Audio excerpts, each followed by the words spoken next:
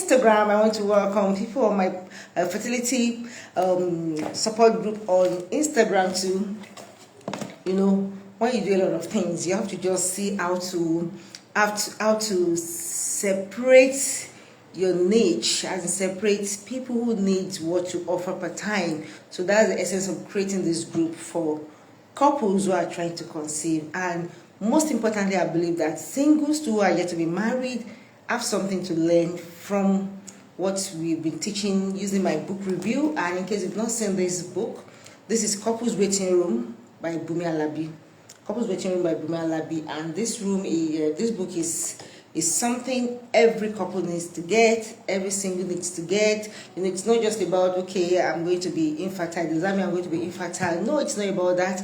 It's about preparing you ahead to know what to do and how to prepare yourself in all areas, mentally, physically, emotionally, spiritually, how to balance yourself to get yourself prepared for the journey of being a parent. Yes, it's very important. So I want to welcome you on Instagram and also on Facebook too. But don't forget, wherever you come online, just drop an emoji to show that yes, you are glad to be here. All right, for people who have been following me on my book review for the past 5 weeks, yes, I think 5 weeks, because we're now in the sixth. Okay, this is the 6th week. Wow, this is the 6th week. Here's the 6th week I'm doing this, and I've been having this book review for the past 6 weeks, and honestly, it's something that I really enjoy doing. I really enjoy sharing knowledge, insight with people. You know, for you that you can't get this book, at least this book review is a summary of what this book entails. But most importantly, it will be very, very important for you to get this book. Get this book for yourself. Get it for someone that you know that, yes, this person needs to get a hold and read this book. This is not something that you can just hear. It's about the waiting room, about waiting defined, chapter 3, waiting and culture, chapter 4, biblical perspective of waiting, that is waiting in God's time, and also practical steps to take while waiting. This is what we did last week, practical steps to take while you're waiting. So today we're going to talk about building a positive mental health while you're waiting, building a positive mental health while you're waiting. And before then, like I used to do, you know, the book has some fertility booster. You know, this comes at the beginning of all the chapters, fertility boosters, things that can, as in quotes, that can inspire you, that can boost you while you are in the waiting room. And this one goes, oh, Father, I need my glasses. I hope I can read this. Okay, the first one says, with a baby or without a baby, you are valuable, you are whole, and you matter. Yes, with or without a baby, you are valuable, you are important, you are whole, you are complete as a woman, you are complete as a man, you are whole. You know, like a lot of people talk about, maybe some men don't feel like talking about infertility because it makes them feel less of a man, it makes them feel incapable of making their wife pregnant. That is social norms, that's social belief. It's not a belief. It's not the mind of God concerning. It's not what God is saying concerning, because God has said it in His word that none shall be barren. So, you know, some weeks ago I talked about having a word you hold on to, a word that you are standing with, you know, while you're waiting. So, regardless of what people are saying, regardless of what they are saying, that without a child you are not complete, that is their own business. That does not have a grip over you to make you feel less of yourself or feel that you are not complete. So whether you have a baby or you don't have a baby now, it's just a temporary situation.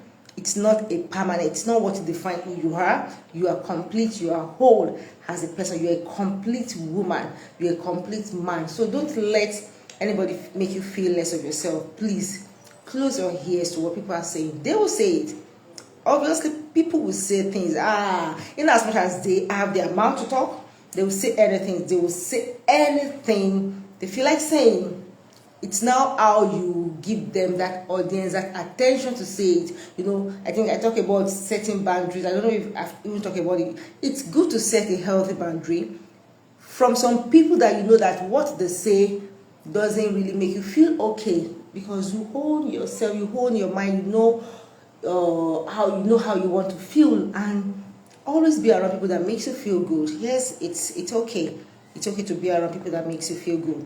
So the next one says, you never know how strong you are until being strong is the only choice you have.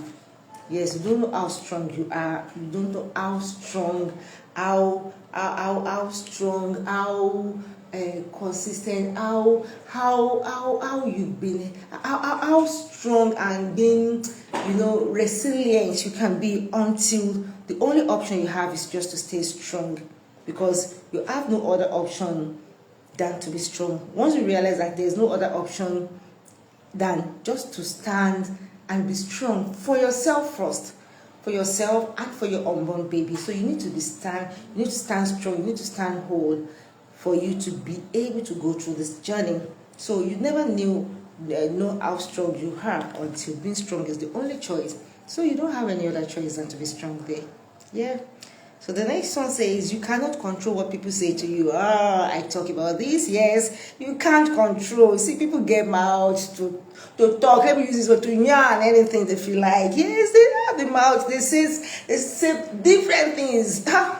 Honestly, I don't know, maybe I've shared this story before, that when some people were saying some things that, okay, while I was still waiting, they didn't know that I would get to hear this. They were discussing among themselves that, there's a skeleton in my husband's cupboard, that what he's supposed to use to have a baby, and what he's supposed to use to be fertile, that he used it to make as he exchanged it for his fame, and I was like, which fame? Is it Dangote? As in, I was just like, how could people just sit back and just have some unimaginable things? You just have an assumption, because they don't know what is actually happening, because they don't understand some things. The only thing left to them is to assume some things. People will say things to make you feel bad, but the truth is, you can't control what they say, but you can control how you respond to them. Yes, you can control how you respond to them, and one of the ways to control how you respond to them is to just stay away from them. Yes, it's okay to stay away from people with unhealthy mind, people with immature mind, people who have nothing to lose than to just do about people's issue. They will say, they will just be saying that as if they are advising, or as if they will say it as if they are giving opinion, or they are trying to who don't know. We don't know and if God blesses you so much, maybe that time your business is just booming, things are working for you, you are buying cars, you are traveling, you are just going, and you are just going for party, you are partying all about you, as in, people like to see people in a kind of sober mood. When you don't have some, when you don't have some things, or maybe maybe some things, you've not really gotten some things that people use as a standard for a fulfilled life. Maybe you are not married, you don't have a child, you don't have a house, you don't have a job. They believe that you are not fulfilled. So once you don't have those things, they begin to now question the reason behind those things. They'll be having assumed question in their mind, in their group discussion, that maybe this, how about this, how about we don't understand, we don't know the source of his wealth, we don't know, maybe he has used what, people say so many things. Yeah, because they don't understand. And I always say that if you have issue with understanding the reason behind something, why don't you go and ask the person, all is well. If you have the strength to do that, even though it is not the right thing to do for people who are trusting God for babies, if you know that your curiosity is so much disturbing you that you don't have rest of mind, go to the person. Madam, I hope all is well. I hope you are okay. At least if you have well favor from the person might give you a good answer. You understand? But instead of you having assumption about maybe this is what is happening, maybe this is why he's not married, maybe he's not having a child, you understand? So people will say all these things, but I don't even care about people who say things, because people have their mouth and they have the right to say whatever they want to say. But if you are the one doing all those I pray you don't say the ones that will put you into trouble. But my concern is to the TTC couple, the TTC women or the men that they hear all this, because the truth is you might say some things and you won't know that the things you said might still get to them one day. Like all those people, they never knew that those things would get to me.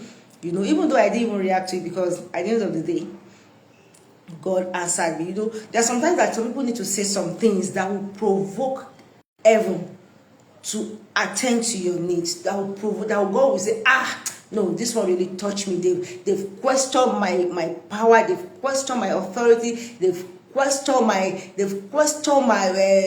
my strength. They've questioned my ability to do this thing. So I must do it. So there are some people that might say some things that will provoke God, that will make God to want to do some things for us. So, and I guess that was what actually happened, because that moment that I heard that thing that I was told, it was maybe like a month after that, I realized I was pregnant. So people have the right to say whatsoever they feel like saying, but you have the decision to make on how you want to respond to what they're saying. Yeah, you don't let it get at you. You make yourself have a thick skin, like a leather skin that doesn't absorb water, because their words will be like water that splashes all over you, pour on you, do things over you, but you don't let it get at you. Don't let yourself get soaked in heat, because those words are just water that washes off on your body, doesn't get at you. So don't let what people say get at you. But the truth is, they will say things about you, about your waiting period, but what they are saying does not determine what God is saying concerning you. Yeah, what those people are saying have no grip over you. All right, and the last but not the least, fertility booster. Whatever has a beginning, has an end. This is a journey that you don't know. You know when it started, but you don't know when it's going to end. But the truth is, it surely has an end. The fertility has an end. It has a time that, this is the time it's going to stop. And God will say, okay, now is the time, it's your season. Like me, when God answered me, it was when I wasn't expecting it to happen, but it just happened. So just keep your hopes alive. So many things will come to push you here and there, to want to weigh you down, to want to make you get stuck, or want to make you give up. But don't ever give up, because whatsoever has a beginning surely has an end. All right, so let's go to the discussion of the day: building a positive mental health. I love this chapter so much, because it's an area that I so much, as a mental health counselor, this is something that I love to really talk much about. Mental health, people don't really understand mental health in this part of the country, in Nigeria, but mental health is real. Mental health is real. Mental health is real. And a lot of people in Nigeria, especially in this part of the country, are going through one mental illness or the other, but we see it as norms. We see it as a normal way of reacting to things, but it's not normal. And there are ways you can really manage your mental health. Just the way people manage diabetes, people manage hypertension, you can manage your mental health also, so that it doesn't get the worst part of you out. I posted something on my Instagram page, I think, or Facebook, that's the myth about mental health. People believe that because you smile, definitely you don't have issues, you don't have mental health, you don't have what you are going through. No, you can have a mental health, you can have a mental illness, and you can still be smiling. Behind every smile, there are some issues that we all deal with that we can't just wear on our faces. And people say a lot of things about, mental health too, that it is mental health is only for some certain people, maybe is only for the wealthy people. Yeah, wealthy people have mental illness, poor people have mental health. It's not a respecter of anybody. Anybody can have mental health, and there are so many myths. I put it out there that people have on this mental illness, but we need to really understand how to cope with everything. Once you've been able to, you've been diagnosed, you've discovered that, this is what you're going through, whether you go to a counselor or a therapist, and they were able to diagnose what you are going through, it's going to help you to know how to cope with them and what you can do to manage those things till you get over them.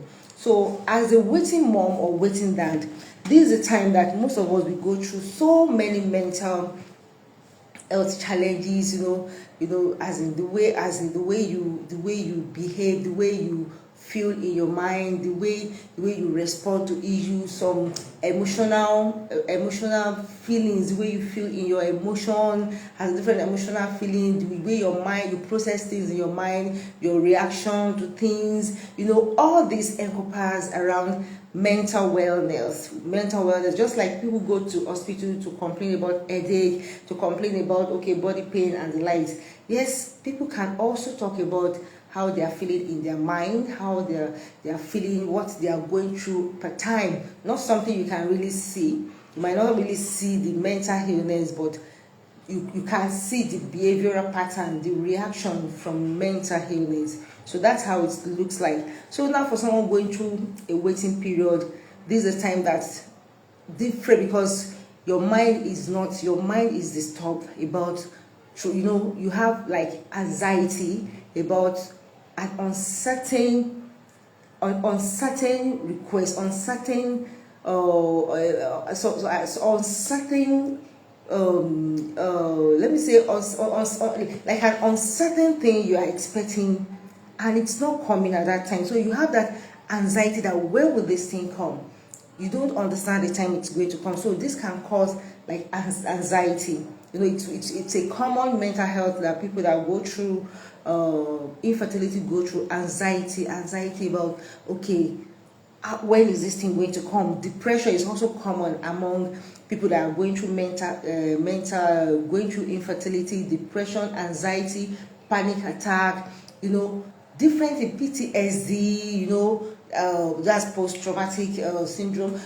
As in people go through a lot of things, what people say about them, what they go through. For people that maybe they've been having miscarriages, different things. That one, for someone that is having miscarriage, is like losing someone because you have a baby, unborn baby. You're already connected to that unborn baby, and suddenly after some months that you're already getting used to that baby, you just see that you have miscarriage. Yes, such person is also grieving. And it will lead to PTSD. So different mental health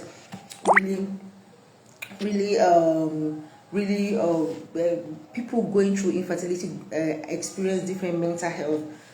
So let me start. The greatest battles happen in our minds, like I talked about it, that mental health issue is something that goes through your mind. When your mind is sick, when your body is sick, you go to the hospital. When your mind is sick, who do you go to? You go to counselor, you go to therapist, for solution. So it is in our mind that we fight. That's where we win or lose. Winning the mind battle starts by attaining positive mental health. And once you can achieve this, you can overcome any obstacle that comes your way. It doesn't matter what the world throws at you, you will fight and emerge victoriously. If you can succeed in your mind, you can succeed anywhere else. Like they say, the battle of the mind, that's where most of the battle comes from. That's where most of the battle starts from. Most of the times, our actions, our reaction to things didn't just start with that. It starts from our mind, from our thoughts. Once you're able to process that thought, you begin to respond and to react to those things.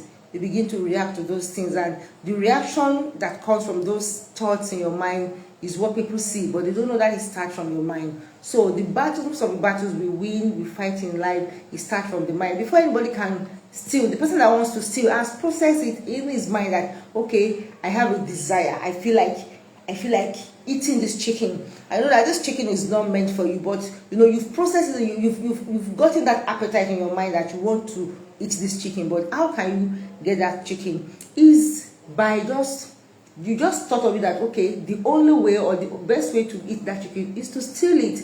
So the stealing is the action, is what you do after you have thought about it. You understand? So it's something that comes after your thought, after you've processed something in your mind. So your mind is the seat of emotions and feelings, and it creates the energy that you require to function. So the waiting period can be emotionally draining and can put a strain on an individual. While spiritual exercise and medical treatment may improve the likelihood of conception, sessions with a mental therapist can be a helpful way to walk through grief. I mentioned that some people that wait till they go through stage of grief, anxiety, I mentioned that, worry, and other emotions that may be experienced, especially if all fertility efforts prove abortive. You are trying different things, you are trying to you are trying to do something, and it seems as if all what you're putting into all the efforts prove abortive. You get to a stage that you don't even have the energy, you don't have the drive to try again. So these are the time that you've done things medically, you've done things spiritually, and also your mind is troubled. This is the time that you begin to ask yourself that, why is this thing not working this way? You begin to have that anxiety, that panic attack, that fear, all those things comes in. The fear of uncertainty, the fear of when am I going to have a baby, the fear of how about if this thing continues this way, So these are the things that comes in the mind, and they are very, very essential for everyone that is going through this journey. Need to really take cognizance of, as in your mind, your mental stability is very important. So you will go through different emotional roller coaster phases. 1 minute you might be happy and hopeful, and the next you see a cute toddler running towards her mommy, and then the sad emotions run through your mind again. You begin to ask yourself several questions. Lord, when will my baby run to me like this? A lot of times you feel like, okay, you are excited, okay, you want to go for Owambe, there are times you just feel like, I don't even care what people say, I don't even care anyone that says anything, I don't give a damn, I want to do this, I want to look good, I want to do that. And suddenly you just see someone, maybe your friend that you got married earlier before her, you just see her showing her baby bump photo shoot, and immediately you see that photo shoot, normally you should be excited for the person that, oh, thank God that this person is pregnant. But that energy that you used to dress up, that you are going for that party, or you want to do something, or you are happy, there's no way that thought won't run to your mind. Yes, that thought of, God, when will it be mine? There's no way it won't run through your mind. But it's not about that thought coming to your mind. It's about how long you allow the thought to stay. How long you allow it to linger. It's going to surely come. You are going to think about it. You are going to compare yourself. You are going to ask questions. What am I not doing right? You will ask questions. But the most important thing is what you do. Why do you think about those things? How do you respond to it? How do you react to it? How do you handle that thing? How long did it stay? How long did it linger? So that is much more important. The truth is, you are going to have those feelings. They are going to come. Surely they will come. But what do you do whenever they come? It's much more important. So you can't stop these emotions from flowing through your mind when you see these visually stimulating images, like couples with babies, women who got married long after you did, proudly showing off a pregnancy bomb, beautiful pregnancy or newborn pictures on the social media like this. I see people saying, oh my ovaries, and but you won't be able to say that. You just be imagining how I wish I have this cutie. I wish this baby is mine. Those are the things that will run through your mind. So this could trigger certain emotions that, if not well managed, they could lead to jealousy. Yes, they could lead to resentment, sadness, and many other mental challenges. Sometimes you just feel like that you are just being reactive to some things. Even maybe long after you've seen those things that triggers you, you might just be reactive, and people won't even understand. Even your partner might not even understand why you are being reactive. Maybe maybe 1 minute you are playing with your husband, the next moment you just switch to another mode, and your husband will be asking you that, baby, what happened? But you can't really explain. But if you can process it through your mind very well, you will remember that, okay, perhaps the picture, the baby bump, the pregnancy bomb you saw online, or the cutie baby you saw, or maybe as maybe you just told the mom that, can I carry your baby? And mom said, no, I don't need to carry the baby. That kind of a thing can it can trigger you. Honestly, those are the things that can trigger you, and they could cause a lot of things: bitterness, jealousy, resentment, sadness, and many other mental health challenges. So managing our responses to these emotions is a way of maintaining positive mental health. The following are some of the things you can do to help you maintain positive mental health while waiting. Number one, make communication your priority. Make communication your priority.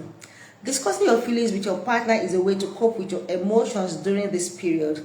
This is not the time to bottle up issues, especially when you are both not in agreement with treatment methods and pathways, money to be spent, and other rising issues that may cause friction in your marriage. Yes, there are times that you feel like, okay, maybe your partner says, okay, however, maybe you as a wife, you are suggesting that maybe let's try IVF. And the husband is like, okay, I don't have enough money. We need to use money for something, for a business. And you're like, is it that you don't want me to have my baby? I want to do this IVF. You understand? And you are trying to just manage the available resources, financial resources you have. And when you don't communicate your needs, your priority well with your partner, it might cause conflict in between. So it's always important for you to make communication your priority. Communicate your feelings, communicate how you are feeling, communicate what you want to do per time, have an agreement, have a common ground that will work for both of you, such that it will make it feel like, okay, one person is interested in having a baby while the other person is not interested. In as much as you have agreed to be husband and wife, and your relationship, your marriage is not a childless, it's not an intentionally childless marriage. We've seen some couples that decide that, okay, we don't want to have children, we just want to enjoy ourselves for the rest of our days and the life. So in as much as you don't have the agreement, obviously the two of you need that child. So don't make it look like maybe one party needs the child more than the other. So communicate your feelings, communicate your priority, communicate what you want to do part time, the treatment method you want to do part time. Make sure that both of you have an agreement. Yes, you reach a common ground. The Bible says in the book of Amos 3:3, it says, can two work together except they agree? Yes, there's need for agreement. Not that you will be assuming that, oh, it's your, maybe it's even your, I've had these feelings that, okay, they say that my wife is the one, my wife is my husband, my mother-in-law is the one that doesn't want me to have children. No, this is not the time for you to fight over that. Even if your case is spiritual, there's a way you can have an agreed prayer point on this. There's a way you might know, it's not everything you know or everything God shows you concerning a situation that you have to even see, because you need to understand the partner you are dealing with. Understand the person you are dealing with, understand your partner. How will this person take this thing, and this has to be from your previous discussion, the previous things you've been, the communication, the way you communicate some things. There are ways you can communicate some things that won't make it look offensive. So this is the time you need to understand how you communicate some things. Maybe you want to take a route to take some treatment and your partner doesn't want it. You want to go to a prayer meeting and your partner doesn't want it. There are ways you can make your partner do what you want to do. You are the spouse. You know the key to the heart of your husband or your wife. So you should learn a way, the best communication way to communicate things, ideas, suggestions for your partner.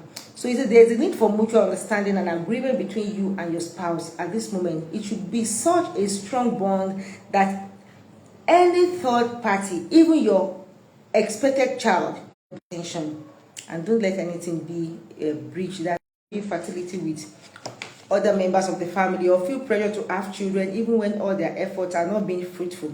So open communication with the right people, such as trusted family members, friends, or a therapist, is a step to keeping your mental health balanced. So you can't bottle up things. You might think, okay, fine, it's okay to stay back from some people, because some people might not everybody will understand what you're going through.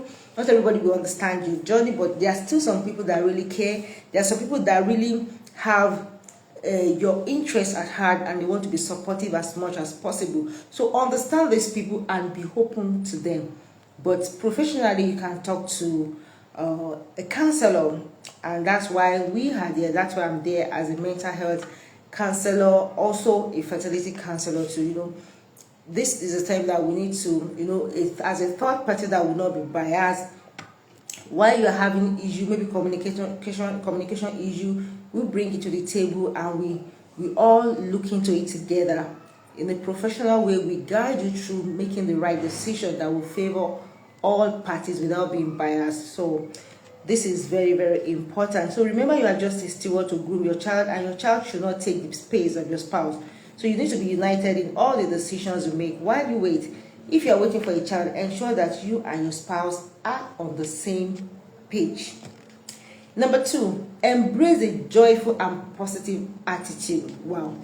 Children are blessings from God. Children are blessings from God, and children have a very pure heart, and they love to be in a very, very joyful, safe, sane environment, a peaceful environment.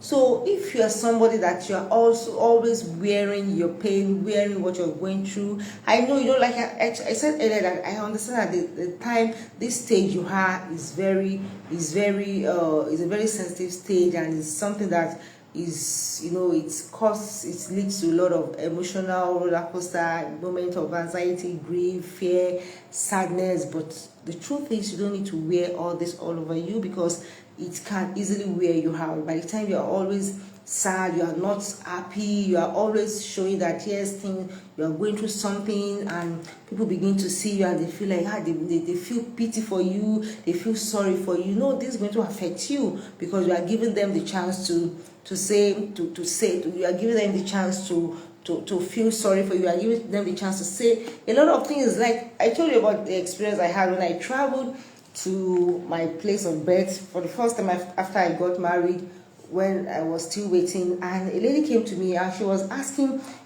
me, I've already prepared my mind that okay, because it was a really struggle for me to travel to that place, somewhere that you've been and you just left the place, and they expected you to come with your baby and nothing, you have nothing to show for it.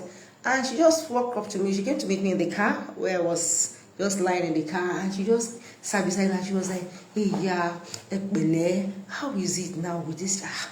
And me that I've expected that, I've prepared my mind that yes, there will be some people that want to come and show me that kind of pity party.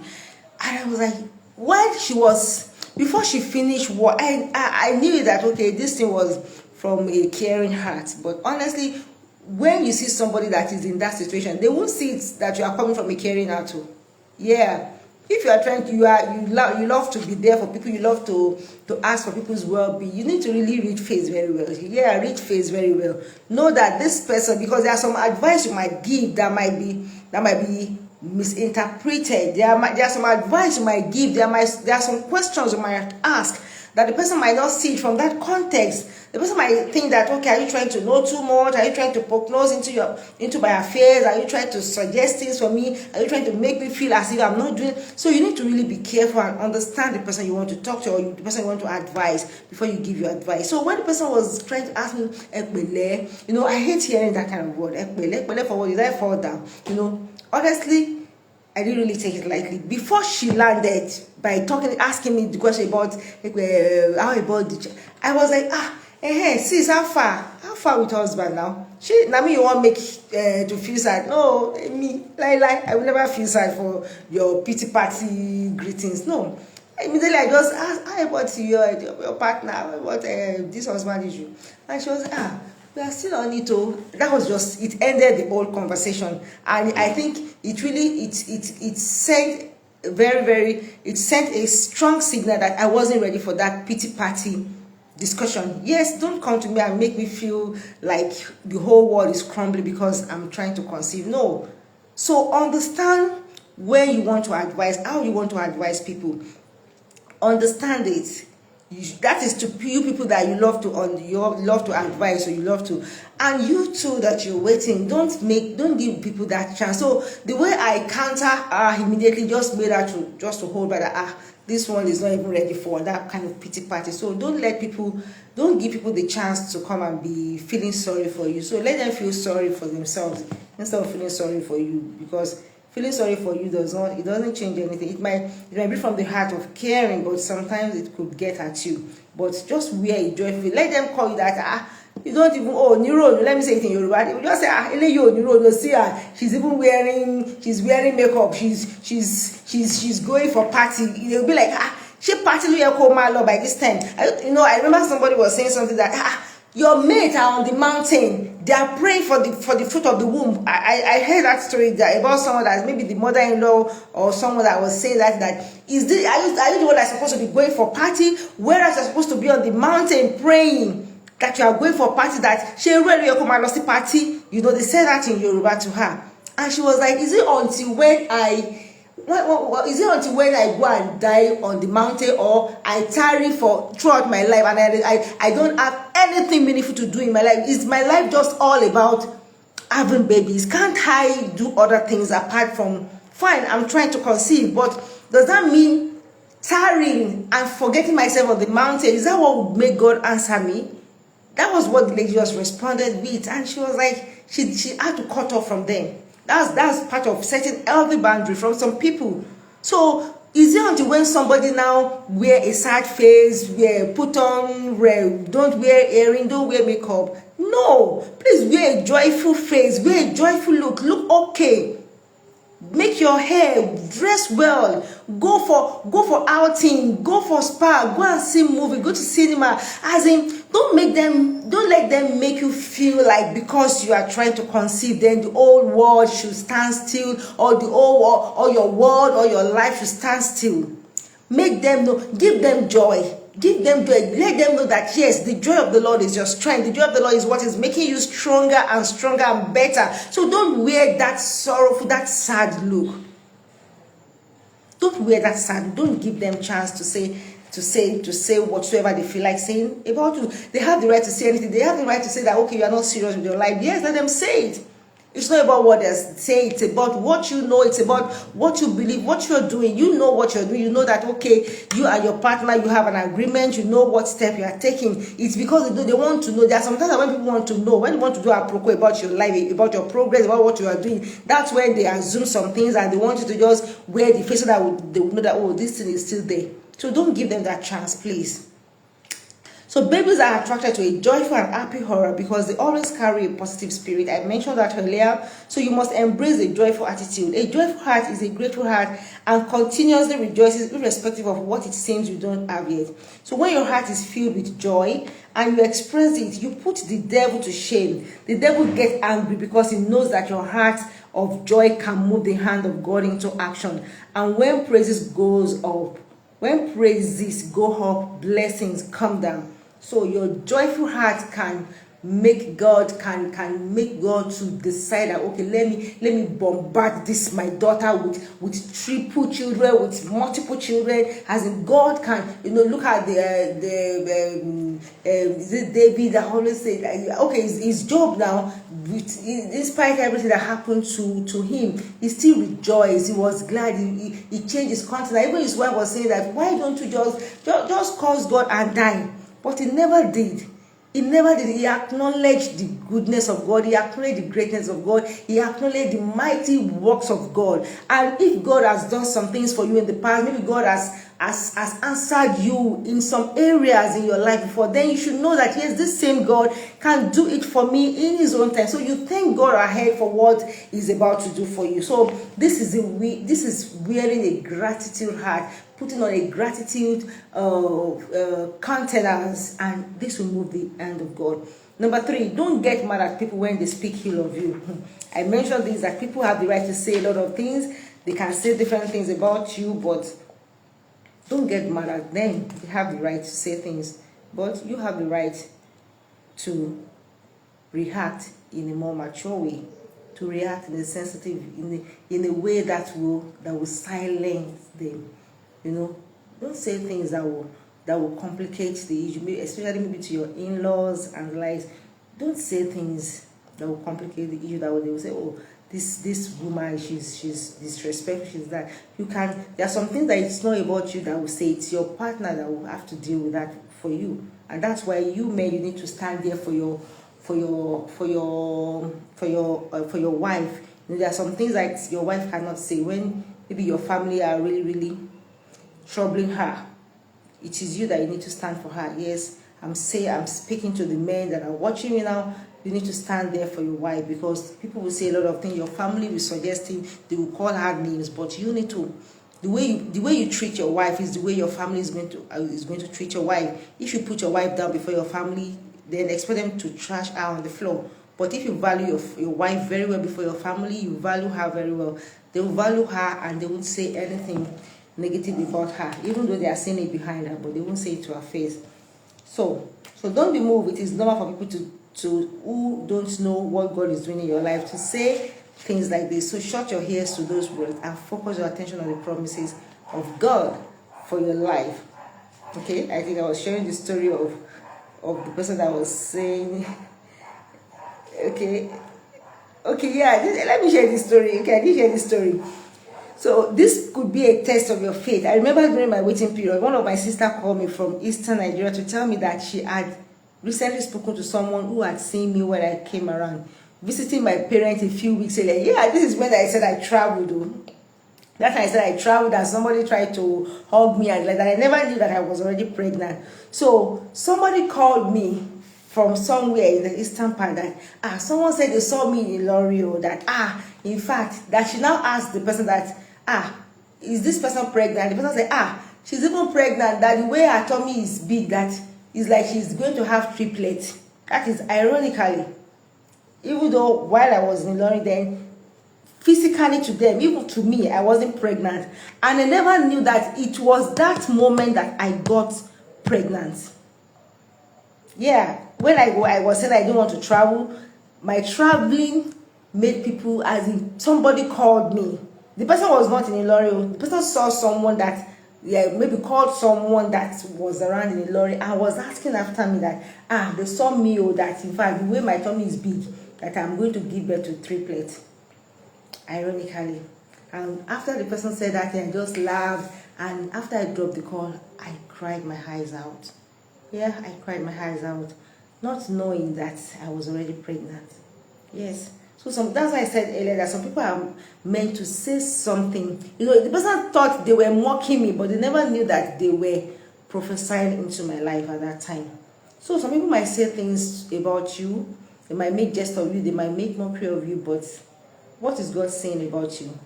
How is God converting what they are saying into positivity? So don't let it get at you.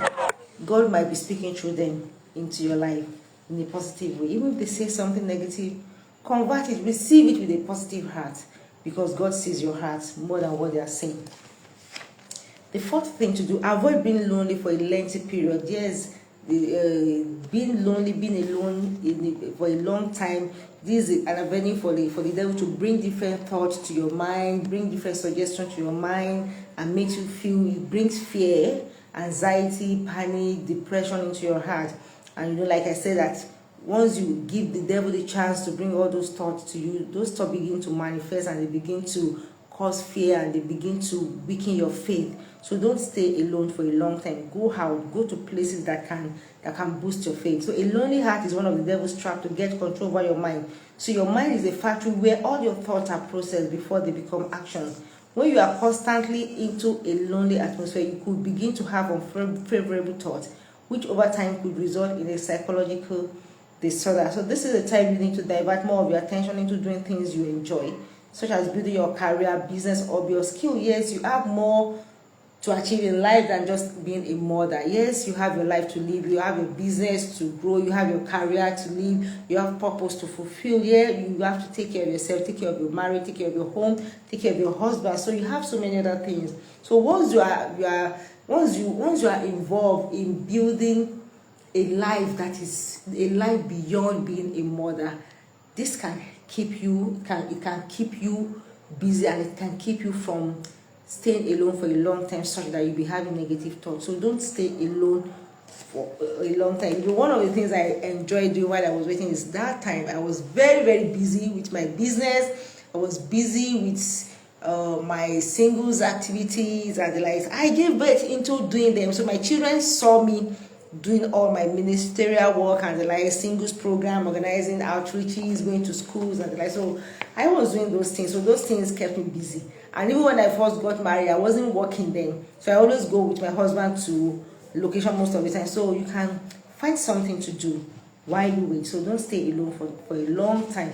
You can do online course. There are some things you can do online. You can get a shop, a business, go to shop, make sure you go out. But be careful of the kind of association you keep as you go out. You might go out, mix with some women that maybe their association is not going to be healthy for you. So just be careful with the kind of association. You can go out with your work. When you are busy with your work in your shop, you won't have time to be gossiping about, or they will say, this person said this and that. So get busy with your life. Get a life. Get a life. Get a life. Get a life. Because your life is much more important than even having a child. Yes, it is somebody that is okay, that is healthy mentally, that can be a mother. So number 5, be optimistic. So keeping a positive and optimistic mindset is one of the ways to maintain good mental health, even while waiting. So what word are you holding on? I think I've said this several times. Hold on to a word, be pessimistic. There will be things that will make you to be pessimistic. Yeah, there are things that will make you to be pessimistic, but don't give room for those things. Be optimistic and be positive. Yes, be optimistic and be positive.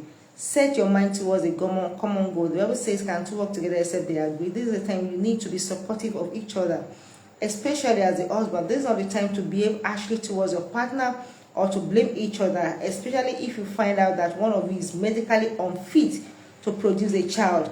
There's nothing as heartbreaking as when the blame is shifted to the medically unfit spouse. This is the time you should both be hopeful as you put your minds towards achieving the same goal, irrespective of the options you have been given by third parties.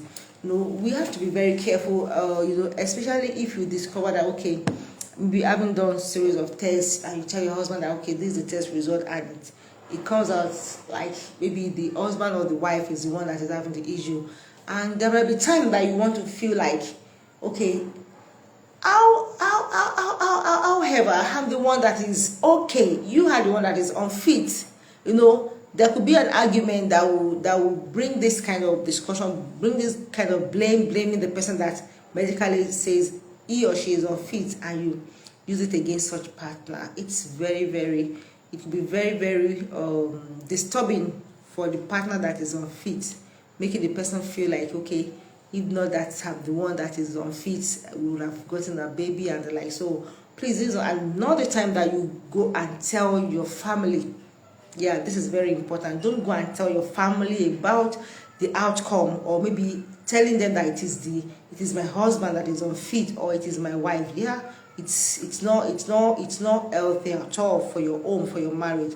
They don't need to know about who has the problem, because the truth is there will be one day that they might use it against you, that this man, you don't deserve this man, you don't deserve this woman. After all, he's the one that is having the problem. They might give you some unnecessary suggestion, idea that could sow negative seed into your heart. So please, don't let your mind be on a common goal. Number 7, talk to a therapist. That's why I'm there, and there are a lot of other fertility therapists that you can talk to. So there's need for you to have, as you have a doctor, you need to have a therapist too. So if you need me to take you through the journey as a mental health counselor, you can just reach out to me. Yes, that's why we create a saner space, a saner environment for you to go through this journey without judging, without in a very confidential way. Your information are confident, as they are confidential to us. You speak in confidence, you express yourself, what you are feeling, what it's making you to feel. You want to know the kind of treatment to go to reach a common goal. We take you through this journey. So I have a family therapist. So and the reason why I offer myself as to go through this line is because I've gone through this stage before. I have gone through this journey before, so I know what it is. So as a mental health counselor too, I can help you through, because during my own time I wasn't a mental health counselor, but I can relate to what I felt emotionally, I can relate to what I felt mentally, and I can really connect to how draining it could be. So I'll be glad to work with you as your fertility therapist. Yeah, you can just reach out to me after this video. So different therapists can work with you depending on which area of your life requires attention. You can discuss sexual health issues with a sex therapist, and a clinical counselor can talk and walk you through psychological experiences such as depression, anxiety, guilt, worry, anger, regret, and low self-esteem. In therapy, you have the access to a safe and non-judgmental atmosphere where you freely unburden your thoughts. discuss options, and make decisions on the step to take. Sometimes anxiety and other emotional challenges could be a cause of infertility. Yes, sometimes when you are anxious, you have this anxiety and you have depression, and all these things are piling up. They are causing some emotional locked up for you to be able to process your body. Your body will be able to process to prepare itself for having a baby. So at times it could be some psychological issue that is causing infertility. Yeah, because your mind is not at peace, your mind is not at rest, and by the time you just change the way you thought, you think, your thought pattern, your thinking pattern, it could change the way you behave. It could raise your hope towards having your own baby instead of it bringing it down. So number 8, avoid toxic people who negatively triggers your emotion. I've said this over and over. No matter who the person is, avoid them. Avoid being around people who are going to put you down and strengthen you. Then number 9, avoid being idle. I talked about that. Number 10, live in the moment. Enjoy what you have now. Enjoy the time you have now. Number 11, embrace new knowledge. Go for courses, engage in some courses, learn new things, do research. All these things will keep you busy. Learn new things, learn things about infertility, learn things about what you are going through. Maybe you've done a test and the test has shown something that might be the cause. You can learn more things about it. Then number 12, find what makes you happy individually, and as a couple, as a man, as a woman, know what makes you happy. What makes you happy? As in, find a hobby that makes you happy. Find something that makes you happy. It says happiness first comes from within. Certain things gives you happiness. Find them and focus your attention. Somebody said something. Say wearing eyelashes makes her feel happy. And it's dressing up, making up. And I told people, I said, see me. Sometimes shopping makes me feel happy. Dressing well, shopping. I love to shop. I love to buy shoes. I love to wear shoes. I love to look good. So looking good makes me feel happy. So that's why I'm always mindful of how I portray myself, how I present myself publicly or on social media. I love to look good. I love to look good. Yes, I love to look good. I love to look good. Not really overdress and less, but it builds my confidence to look good. So if dressing well makes you feel good, please do it. Yes, please do it. If going out makes you feel good, maybe going to parties makes you feel good, planning events make you feel good, drawing, painting makes you feel good, cooking makes you feel good, please do it. Go for what makes you feel happy. It's very important. The last one on the list, spice it up. Spice your marriage, or spice it up, spice it up. Spice it up. This is very important.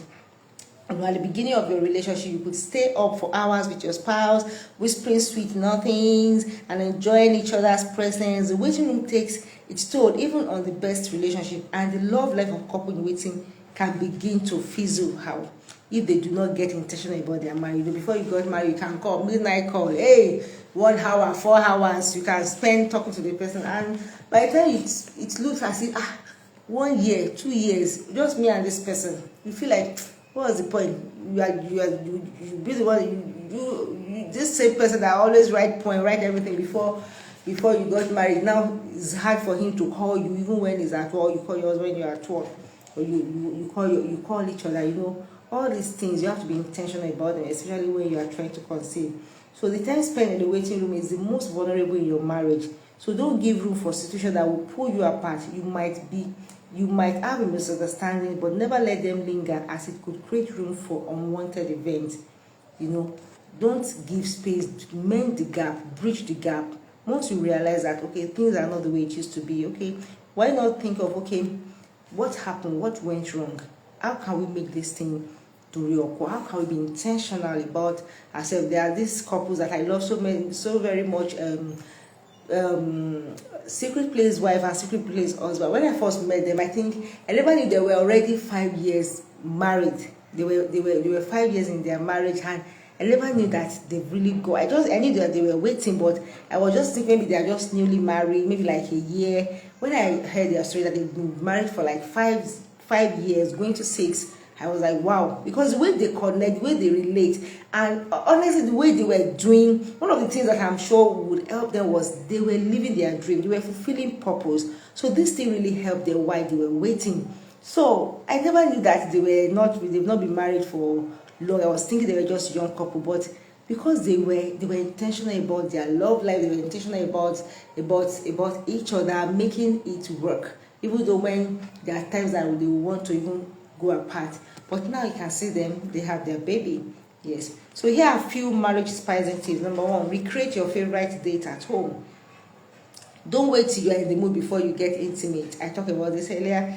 Exercise together, you can go to gym together, touch each other often, especially if your partner loves and love language is touch, physical touch. Try something new together, try a new hobby together, try to learn something together, seek counseling, it's important. Do things to make your spouse crave for you more of you. Yes, do things that will make his head shock, that will shock him and make him go gaga. So this will always make him to want to make love with you, not to just want to have sex with you. Yeah, make your marriage, spice it up with something sweet and romantic. Be intentionally sexy. Yeah, this is to the female especially, as in dress in a way that will turn your partner's head 360-degree. Hey, if you need idea on that, come and see me. I will give you idea on how to make yourself intentionally sexy for your man to always want to have you. Yeah, I'm not going to give that for I'm not going to give that publicly here. You need to see me for that. Then the last one, never ignore the little things your spouse appreciates. Maybe your spouse just appreciates little gifts, just a call, or thank you, or just a visit at work. Any little thing, as little as it could be, always do it. Don't ignore it, never ignore it. So, moving on, in the next chapter, we shall examine the role of individual in the waiting room and determine what is expected of them during the waiting room. Yes, roles of individual in the waiting room, the roles of the man, the roles of the woman, what you need to do in the waiting room. I believe you've learned something in this. If you have, just drop it in the comment below. And like I said, you can just order for this book. It's 2005. If you need a copy, just see me and get the book. And if you have any question, you have something you want me to talk about more after this book review, you can just drop it in the comment section. Thank you very much on Facebook. Thank you on Instagram. Thank you if you're watching me on YouTube too. Please do well to drop your comment below, drop your question below. And if you really enjoy this, if you learn something from this, just drop it in the comment below. Thank you very much. See you again next week. Bye.